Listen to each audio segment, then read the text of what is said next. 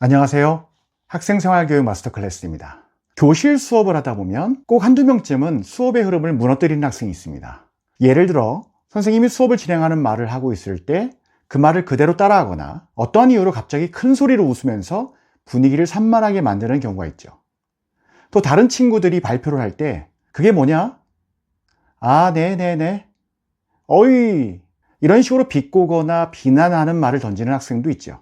처음에는 장난처럼 보이지만 이런 반복적인 행동은 단지 수업을 방해하는 수준을 넘어서서 학급 전체의 몰입을 무너뜨리고 서로의 신뢰와 존중을 망가뜨리는 요소가 됩니다. 그렇다면 학생은 왜 이런 행동을 하게 될까요? 단순히 예의 없는 학생, 산만한 아이라고 판단하기보다는 그 안에 숨어있는 심리적인 배경을 함께 살펴볼 필요가 있습니다. 먼저 수업의 흐름을 끊는 아이의 속마음에는 크게 세 가지의 배경이 숨어 있습니다. 첫 번째는 관심받고자 하는 욕구입니다. 수업 시간은 아이에게 지루하기도 하고 자기를 드러내는 것이 어려운 시간일 수도 있습니다. 이때 자기가 튀는 행동을 해서라도 주목을 받고 싶은 욕구가 생기는 것이죠. 나를 좀 봐주세요. 선생님, 나를 좀 봐주세요. 얘들아, 나 좀 봐줘. 메시지를 익숙한 방식으로 표현하는 겁니다. 둘째는 긴장 회피 또는 불안 회피의 방식이라고 할 수 있습니다. 이건 뭐냐면 움직임이 없는 정적인 수업 분위기나 발표 상황이 자기에게는 굉장히 불편하고 긴장되는 순간이기 때문에 일부러 산만하게 만들어서 분위기를 깨는 방식으로 불안함을 해소하려고 하는 겁니다. 이런 학생은 이전부터 계속 그렇게 교실 생활을 했기 때문에 자기가 지금 회피하고 있는 거라고 느끼지도 못합니다. 그냥 의미 없이 반응하는 것이죠. 셋째는 자기 효능감이 결여되어 있다는 것입니다. 수업 내용이 어렵거나 따라가지 못할 때 내가 잘한다고 느끼지 못한다면 일종의 도망가는 전략으로 수업을 방해하고 있다고 하는 것이죠. 나는 못하니까 아예 수업 자체를 무시하거나 수업 분위기를 흐트러뜨리는 걸로 수업을 방해하는 겁니다. 자신의 주의를 수업에 집중하지 못하니까 다른 곳으로 주의를 보내는 것이고 그 학생만의 현실에 반응하게 되는 것이죠. 이처럼 그 행동의 이면에는 정서적인 결핍이나 불안, 낮은 자기인식이 얽혀있는 경우가 많습니다. 그렇기 때문에 선생님은 그 행동에만 반응하기보다는 그 뒤에 있는 감정과 욕구에 주목하는 접근 방식이 필요합니다. 그렇다면 갑자기 수업의 흐름을 끊는 아이에 대해서 선생님은 어떻게 대처하면 좋을까요? 첫째는 즉각적인 반응보다는 수업 리듬의 회복을 우선해서 시도해야 합니다. 수업의 흐름을 방해받았을 때 대부분 선생님은 즉각적으로 제지하거나 훈계를 하게 되죠. 모두가 그렇게 하는 게 맞다고 여기고 있기도 합니다. 아이들 역시 수업의 흐름을 방해받았을 때 즉시로 혼내서 그 아이를 제지해 주길 바라고 있습니다. 하지만 이런 반응은 종종 그 당사자 아이에게는 관심이라는 먹잇거리를 제공해 주는 결과가 됩니다. 오히려 수업 흐름을 잠시 정지시킨 다음에 침착하게 다시 리듬을 되찾는 대응이 더 효과적일 수 있다는 말입니다.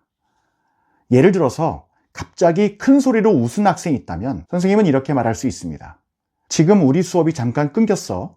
다시 흐름을 찾아가 보자. 이 한마디로 선생님은 학생들에게 지금 수업의 흐름이 끊어졌다라고 하는 사실을 알리면서도 강압적이거나 공격적인 방식이 아닌 선생님의 리더십으로 수업의 리듬을 다시 주도하는 역할을 하게 됩니다. 둘째는 선생님이 감정을 담지 않고 관찰의 언어로 그 학생의 행동을 짚어내는 겁니다. 왜 그랬어? 너 또 시작이야? 또 너니? 이번 시간 또 시작했네. 이런 말은 아이의 방어만 자극할 뿐입니다. 대신에 사실 그대로를 짚어주는 언어를 사용해야 되죠. 방금 선생님이 말한 걸 따라하는 걸 들었습니다. 친구 발표 중에 비난하는 말이 있었어요. 그 말로 인해서 발표하던 친구가 당황해 보였습니다. 이런 식으로 판단 없이 사실과 영향을 짚어주는 언어는 아이의 행동을 객관화시킬 뿐만 아니라 선생님이 감정적으로 흔들리지 않는다는 안정감을 주면서 동시에 학급 분위기에도 긍정적인 영향을 줍니다. 여기서 우리가 생각해야 될 것은 벌어진 일을 마무리하기 위해서 철저하게 응징을 해야 직성이 풀리겠구나 라고 하는 느낌을 가질 필요가 없다는 겁니다. 어떤 한 명의 학생을 응징하는 것보다 객관화해서 모두가 할 수 있는 관찰의 언어로 수면 위에 올려놓고 대화하려고 하는 자세는 응징하는 패턴이 반복되는 것보다 효과적일 수 있다고 하는 것을 잊지 말아야 합니다. 셋째는 존중하는 대화 규칙을 만들어가는 겁니다. 교실은 서로의 말과 감정을 나누는 공동체죠. 그렇기 때문에 선생님 혼자서 이렇게 해, 이걸 지켜 라고 말하기보다는 학생들과 함께 규칙을 만들어가는 과정이 필요합니다. 생활교육이죠. 발표할 때 친구가 어떤 반응을 해주면 좋겠어? 서로를 존중하려면 어떤 표현은 하지 말아야 될까? 갑자기 수업의 흐름을 깨뜨리는 것 중에는 어떤 것들이 있지? 우리가 서로의 시간과 역할을 존중하기 위해서는 어떤 노력이 필요할까? 이렇게 질문하고 함께 규칙을 만들어가면 학생들은 지켜야 할 이유와 의미를 함께 이해하게 됩니다.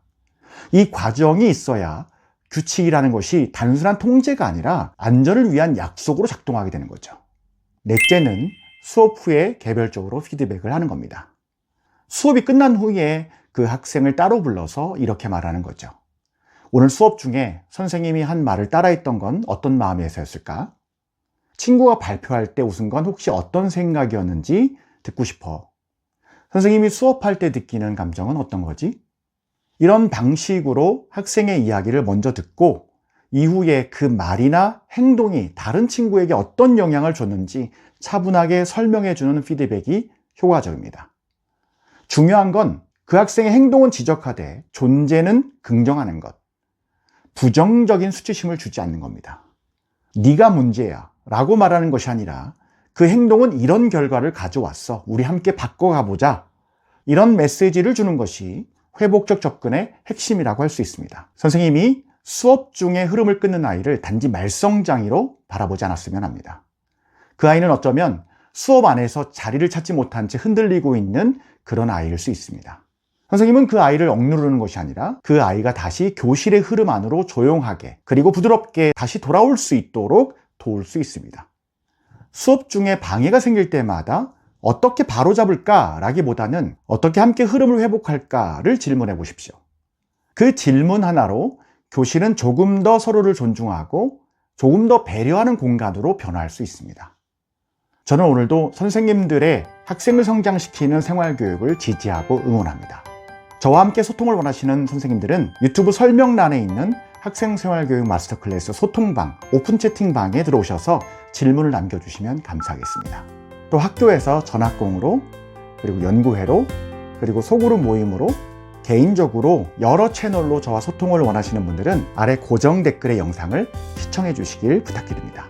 다음번에 더 좋은 영상으로 찾아뵙겠습니다. 감사합니다.